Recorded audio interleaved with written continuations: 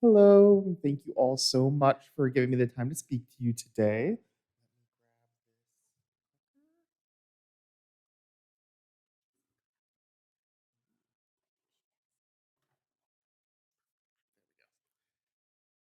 All right.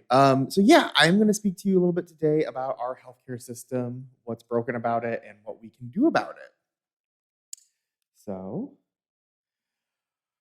this is what our current system looks like. It is private and for profit, often tied to your job.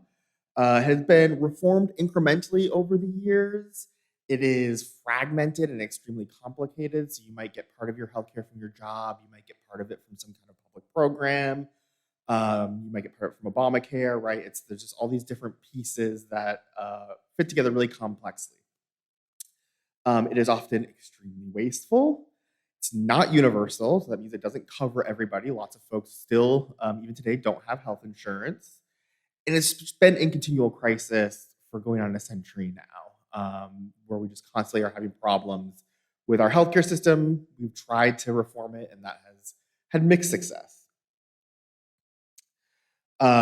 So that's like I said. I mean, this goes back all the way to say 1943, when a single payer program was proposed but shot down, in particular by sort of large actors like the American Medical Association and folks who had a lot of interest in not seeing some kind of a single payer program pushed through. In the 60s, we did at least get things like Medicare and Medicaid. So we got, healthcare for the retired, for the young, the sick, the disabled, things like that. This was a great, step forward, but it still left lots of folks uncovered. Um, you know, Kind of fast forward closer to today, and we, have gotten the Affordable Care Act, often called Obamacare, which has certainly helped things. It, made it so that you can no longer be denied for pre-existing conditions, which of course has been extremely important, particularly for chronically ill and disabled folks. But it also still had some weaknesses. So, for example, it was initially going to have a public option, and that got taken out.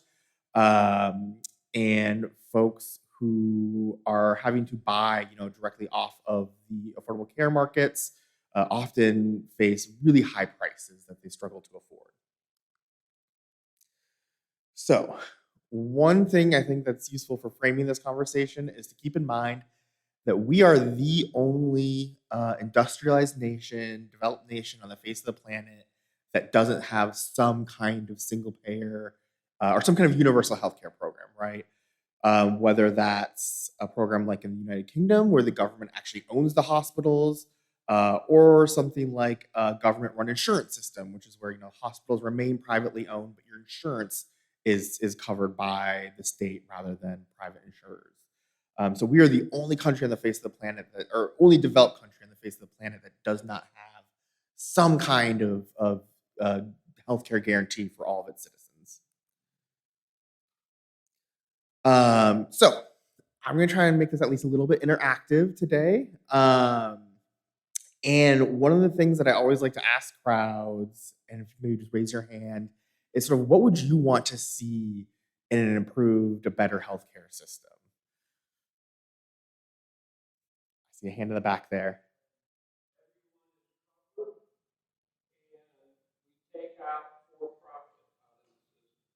Yeah, so I hear everyone gets covered and there's no profit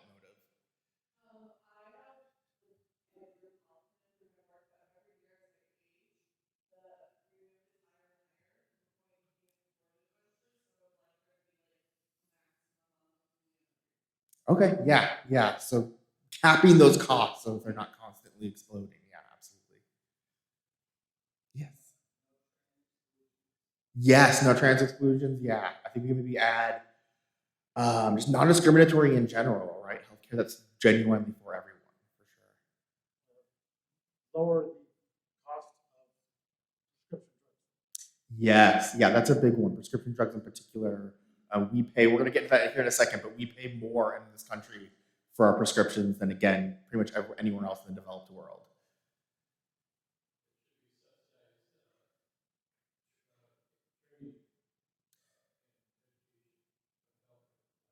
Yeah, absolutely. So we're not saddling doctors, for example, with hundreds of thousands of dollars in student debt for sure.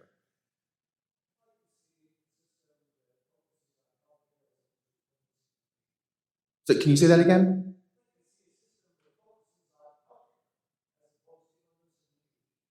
Okay, yeah. So what I'm hearing is we are have a very reactive system where people show up sick, but they're not. They show up when they're already in crisis, but they're not getting that just everyday wellness care that might prevent those more significant health crises from happening in the first place. Yeah, for sure.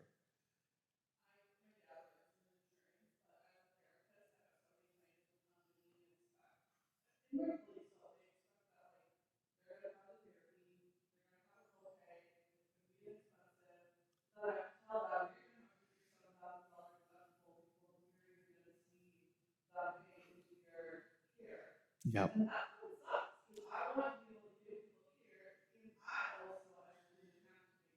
Yeah. Yep, absolutely. Yeah, those deductibles and copays make things inaccessible, and also some plans just don't cover things like mental health care. One more.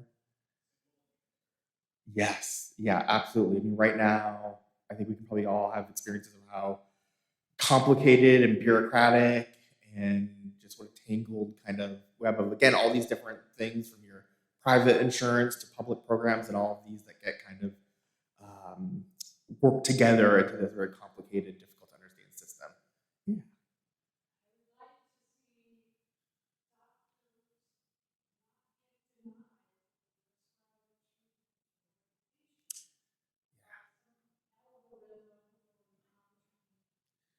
Yeah, absolutely. So what your doctor thinks you need is what you need, not what some insurance person wants to pay for. Yeah, absolutely.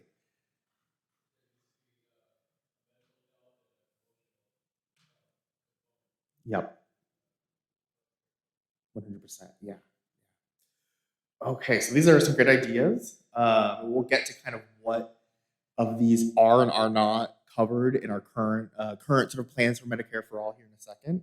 But first, like, why now? Why fight for this now? Like I said, this is a system that's been struggling for a long time. One of them is just that healthcare costs remain one of voters' top concerns, right? And it's something that affects all of our lives. It causes a huge financial burden for a lot of folks, and it continues to be one of people's most pressing concerns when they're asked in polls. Also, it's gotten a lot more popular, particularly I would say since like 2016 in the Bernie Sanders campaign.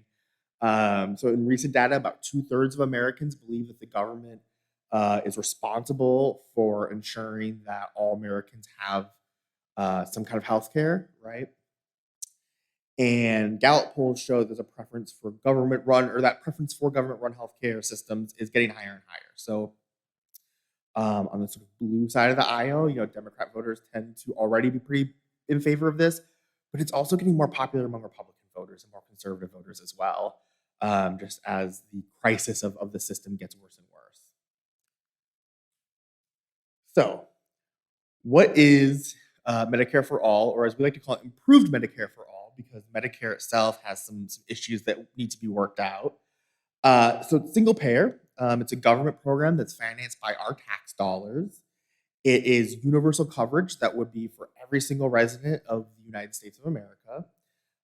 It's comprehensive. So as we were talking about, it would cover. We like to talk about sort of head to toe, right? So not just the things that are typically covered by insurance, but also mental health care, which isn't covered by a lot of insurance, dental, eye care, things like that that often aren't covered by our insurance today, despite how much we're paying for it.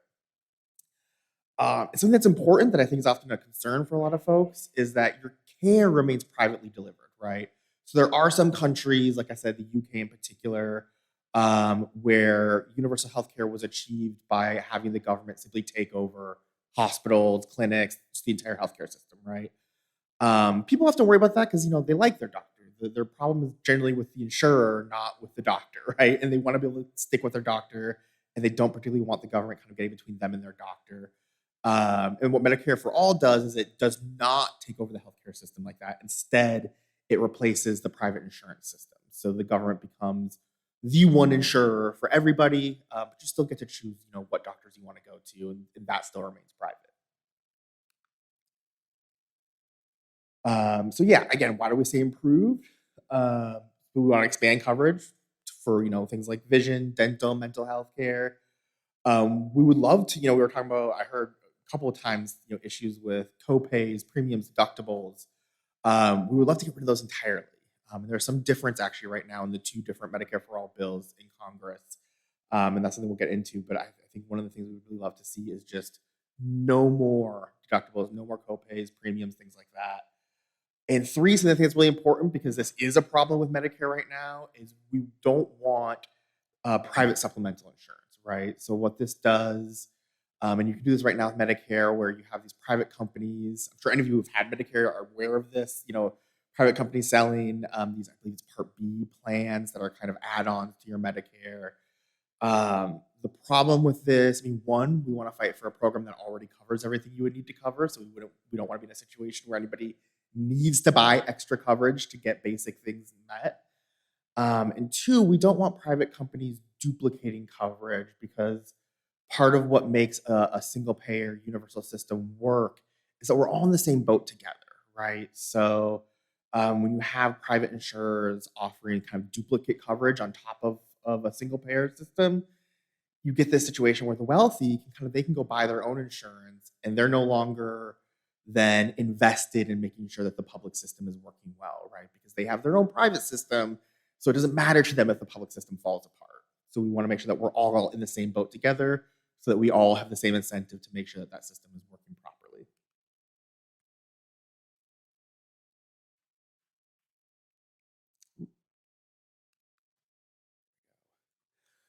So this is, like I said, kind of get into what are the plans right now at the federal level, sort of what are the bills being proposed, and they are slightly different.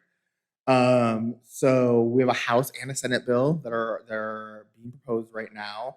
Both would cover anybody who's a resident of the United States. The House bill would cover all medically necessary services, including things like long-term care, which is really important for, again, folks with chronic disabilities or chronic illness or disabilities, things like that. And the Senate bill does not actually cover that long-term care right now, so that's something to be aware of. Some difference also with out-of-pocket spending. So the House bill just does away with premiums, deductibles, copays, all that stuff altogether. Just gets rid of it all. Whereas the Senate bill would still have some copays for some medications and things like that, although it would have a $200 a year maximum. So, better than what we have now, but still we could fight for just no copays at all. Both of them take the profit motive out of our healthcare entirely. Both, again, bar private companies from kind of selling these private programs that would double up on what you're already getting through Medicare for All. And there will be slight implementation differences. So the House bill would be implemented over 2 years, whereas the Senate bill would be implemented over 4 years. And kind of the idea would be, year one, you would, folks over 65 are already on Medicare, right? So in year one, you would make that everybody over 55, say, and then you would also raise the younger limit as well. So, right now it's anybody under 18 can potentially qualify. So you would maybe raise that up to like 30, right? And year after year, you would keep expanding this until you get to a point where everybody is covered. So yeah, this is where we are at right now. These are kind of the bills that are in Congress being debated right now.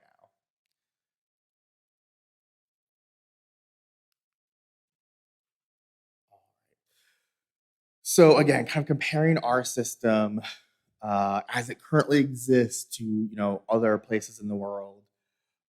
This graph shows you how much we spend per person on healthcare in a year, and as you can see, we spend twice as much as the next country, which would be Denmark here, and of course significantly more than folks in, say, Japan, France, or the UK are paying. So we are paying significantly more than folks do anywhere else. This is our healthcare expenditures as a percent of GDP. So this is just how much of all the spending that happens in the country in a given year, how much of that is going towards healthcare. We are that line that is way up above everybody else. So again, we are spending way more of our money year after year on healthcare than anybody in anywhere else in the world. So one way to kind of wrap our heads around this is to look at an actual common procedure that many people have to have in their lives and sort of compare how much does that cost here versus somewhere else.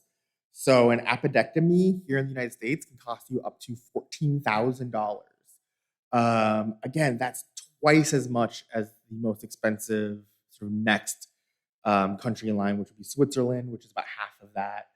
And then you have places like Australia, Spain, where it's below $4,000. So we're talking significantly, significantly less than what we would have to pay for a procedure like that here in the States. So we heard about, the issue of drug prices being so high earlier. But this is just kind of a list of prices for certain drugs compared to Canada, which has a single payer healthcare system very similar to what's being proposed in Medicare for all.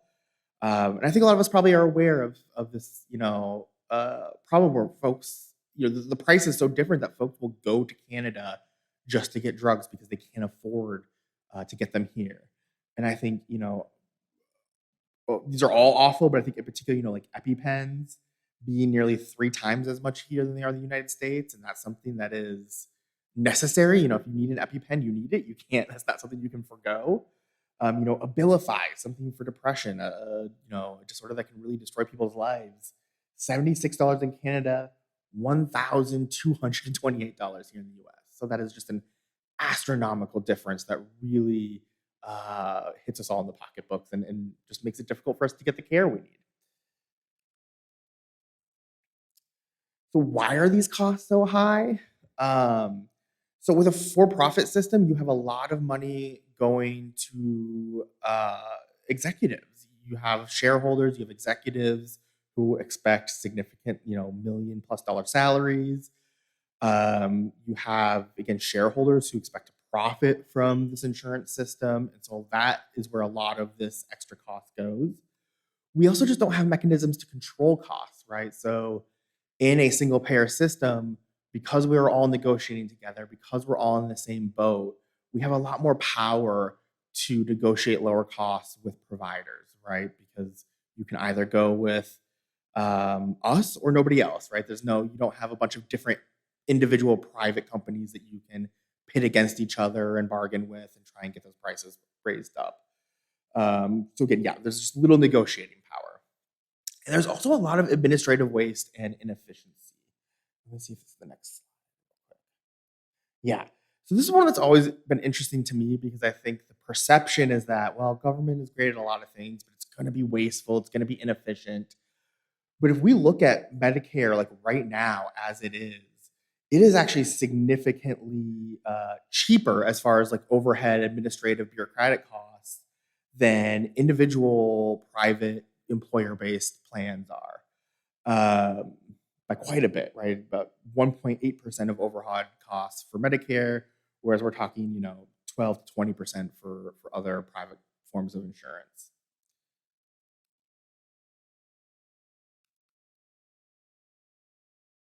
And again, so yeah, this is back to the issue of prescription drugs is, the reason that Canada is able to have such cheap drugs is because pharmaceutical companies have to negotiate with the government of Canada, right? They're not negotiating with 10 different individual private companies, right? They're negotiating with the government of Canada that covers all Canadian citizens. If they want to sell their drugs to Canadian citizens, they have to, go through that government. And so that gives them a lot more negotiating power, a lot more leverage to say, hey, this is way too expensive. You need to lower the prices here.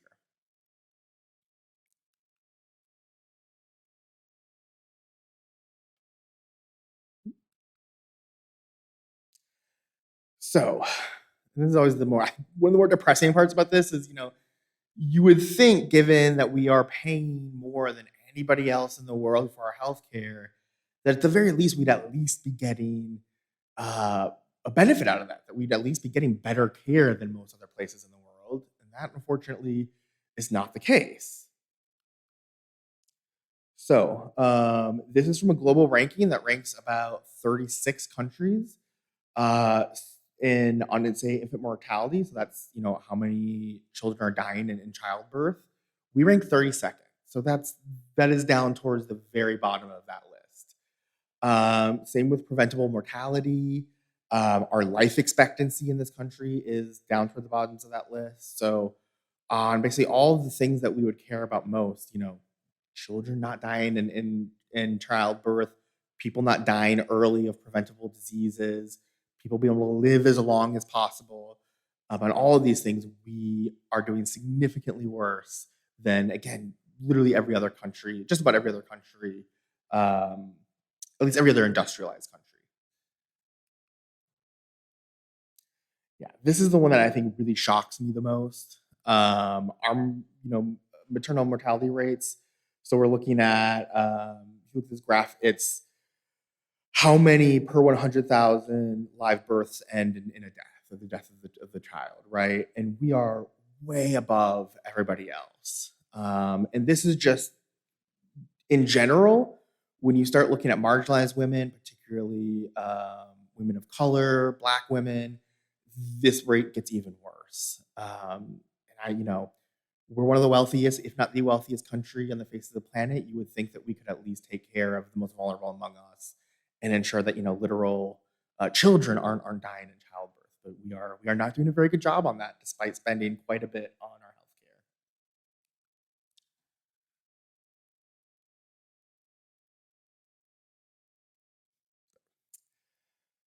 So this kind of ties this all together. So this graph is looking at how much do we spend versus how much like actual quality care are we getting for those dollars. And as you can see, the United States, if you look here, it's at the sort of bottom right there. So we are way outlier as far as the amount we're spending versus how much actual like quality care we're getting for that. So, just kind of returning to kind of Medicare for all, and why we think it's important to support this is the solution to basically all of these problems is really is some kind of single payer system, right? As we've said, that takes the profit motive out. It gives us all much stronger bargaining power with the pharmaceutical companies, the hospitals, medical device companies, things like that. And it ensures that every single person in this country is insured no matter what, because we still have. I don't know if we have. I don't think we have this graph on here, unfortunately, but I want to say it's tens of thousands, if not hundreds of thousands, of folks are still either uninsured or underinsured in this country, and that's even despite Obamacare. Yeah,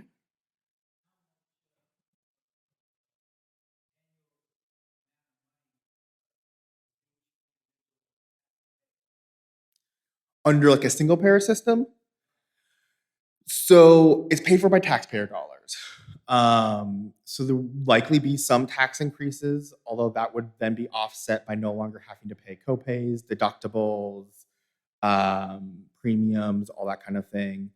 It would also be really helpful for a lot of businesses, particularly smaller businesses that struggle to afford to buy private insurance for their employees, right? Because it takes that burden off of them. And so they then are no longer spending all that money, and they can use that to invest in more employees, better equipment, whatever it might be to help grow their business. Um, yeah. So just returning to kind of some of the things we talked about, when I was asking questions earlier, some of the things that came up was we want something that covers everybody. Medicare for All does that. It's universal, it covers everybody in the United States. I heard folks talking about, it needs to be comprehensive. So it needs to cover things like mental health, things like dental, vision that often aren't covered today. And Medicare for All does that. It's portable. So I don't know if anybody brought this up, but it's no longer tied to your job, which makes it a lot easier for folks to leave their job for something better, or maybe to try to start their own business or something like that when they don't have to worry about, well, if I leave my job, I'm no longer going to have health insurance, and what happens if I get sick, right? So it really frees people up to pursue work that they're passionate about, and again, also to pursue starting their own business if that's something they want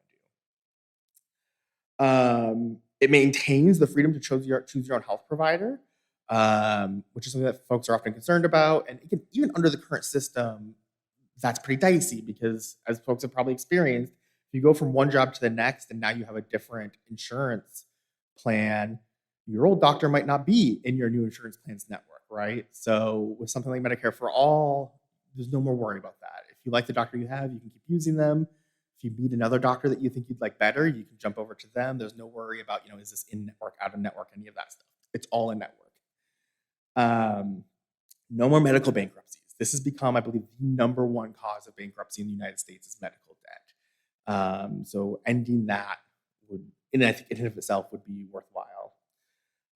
More effective negotiations. So we lower healthcare costs because, again, it is one government-run insurance system that is negotiating with pharmaceutical companies, hospitals, things like that, which gives them a lot more power to lower those prices and keep them under control. Reduces administrative cost because you're not having to pay, CEOs these really large, $1 million salary packages, and there's also just less incentive to have, an overly large administrative sort of sector for this, right? It encourages us to keep things as affordable as possible. And I think maybe one of the most important things is just it makes it so that our health dollars, the money that we are spending when we receive healthcare, don't go to a for-profit system. That they go into a system that is for everybody and helps keep that system running, rather than making, again, a healthcare CEO a little richer today than they were yesterday. So again, yeah, I'm curious what you guys think about how, what we've discussed compares to some of the things that we talked about wanting earlier.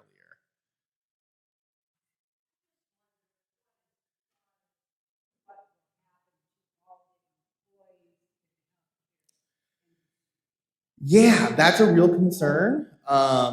The quick answer, although it's definitely something we could talk about more after this, and I'll be hanging around for coffee hour afterwards. Um, but the quick, simple answer is we would be looking to hire those folks to run this new system. Yeah. And there might also have to be some retraining. And again, part of the system would be hopefully shrinking some excess bureaucratic layers here. And so there might also be some issues we need to offer folks training to enter other fields if necessary. But again, this program will need plenty of folks to run it. So there will be, hopefully, there should be plenty of jobs created that these people will move into. I think yeah.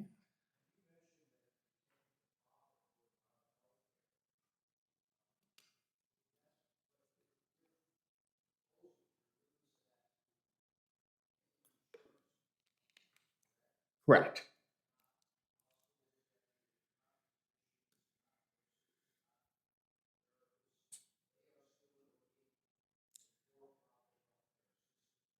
Yes, yeah.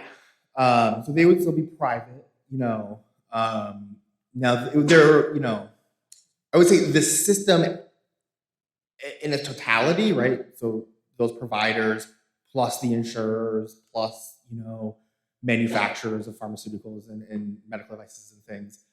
The system as a whole would be less profit driven, right? But certainly,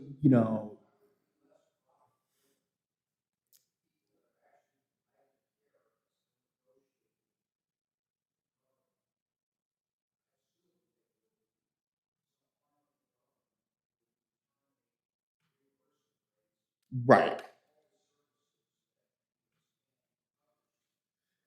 Correct. Yeah. So that's part of what tamps down on that profit motive, right? Is yes, certainly some of those doctors, therapists, and things are going to be looking to make at least enough that they can survive and keep their practice going. But they will be negotiating now with an insurance sector that itself is no longer profit driven, and that is looking to keep those prices as low as possible while ensuring that the folks providing those services can still provide those services and keep themselves fed and things like that.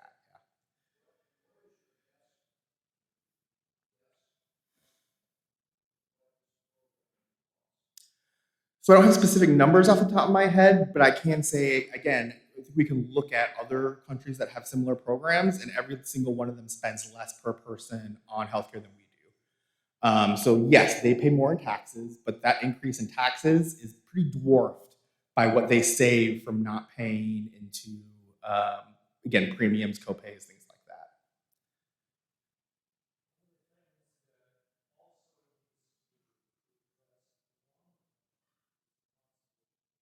Yes.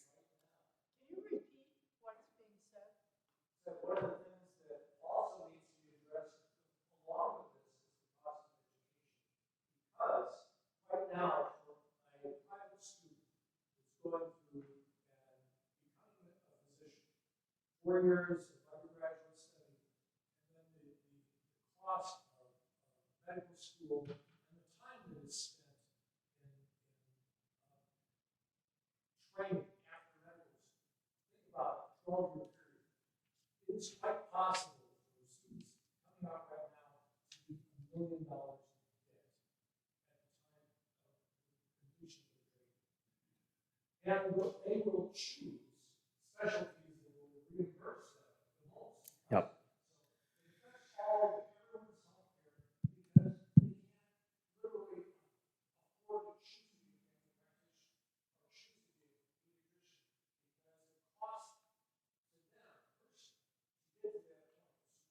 Yeah, absolutely. So I'm not, off the top of my head, I'm not aware of anything in these current bills that are aimed at that problem, but I would absolutely agree. And, we've been doing listening sessions like this throughout Illinois, and this is something that comes up regularly, is we have to tackle the cost of educating healthcare providers because right now you're leaving folks with all this debt that, as you said, then drives them into the specialties that are going to pay them more, not necessarily the specialties that they want to do or that we need more doctors in, for sure. 1 second, I think there was in the back.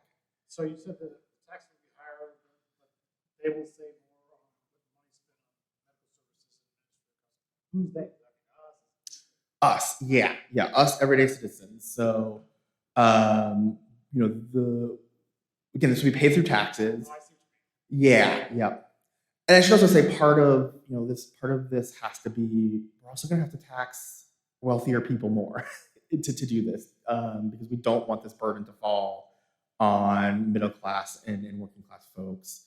But yeah, yep. So the money we pay on premiums and for co-pays and things like medications and doctor's visits, that would be like, we won't be paying that, we'll be paying those taxes. Exactly. And Yeah. we're paying less taxes than we are going to do for our own medical care Yeah, exactly. Yep. So when we look at these other countries, we see that yes, they often pay more in taxes for this, but then they're not paying, these premiums, copays, things like that. And so the way it shakes out, they are actually paying a lot less for their healthcare than we are. They're just doing it through taxes instead of by paying a private company. 1 second, I think there was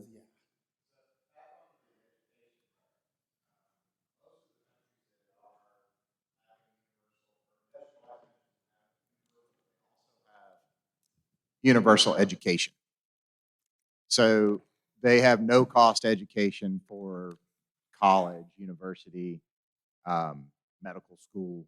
So that's a problem that I also see with our current setup of the for-profit schools. Yes, absolutely. Yeah, and I definitely think, as with so many of these important issues, this is one of those things that Medicare for all will help, but it does need to be paired with other reforms like making university more affordable. We have Okay. one more time for one more question. I'll let you choose. Dave Wyman. David Wessner.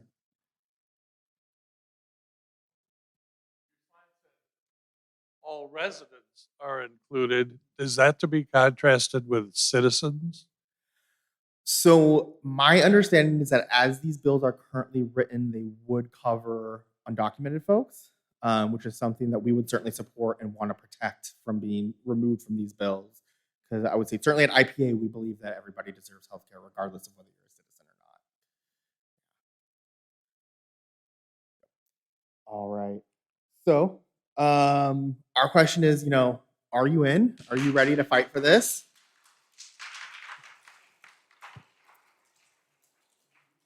So sounds like that's a yes. One thing we do have coming up on the 20th of this month, it's going to be online from 6 to 8 p.m. We are having a candidate forum with Paul Nolly, who's running in the 16th against Darren LaHood, where we're going to be asking him questions about his healthcare policy. Part of how we're going to be doing that is we're going to be sharing our own lived experiences with this system and sort of how it has failed us, and asking him, what would you do to help fix these issues? I'm going to be hanging out for coffee afterwards. If anybody has a healthcare story that they would be interested in sharing with a candidate like Paul Nolly, please do let me know. We're still looking for folks who are kind of willing to share those stories. And that's really important because politicians at their best are moved by these, real lived experiences of this harm, right? More often than they are necessarily wonky, statistics and data and things like that. So yeah, and like I said, I will be hanging out for a little bit afterwards. So please do feel free to come ask me any questions.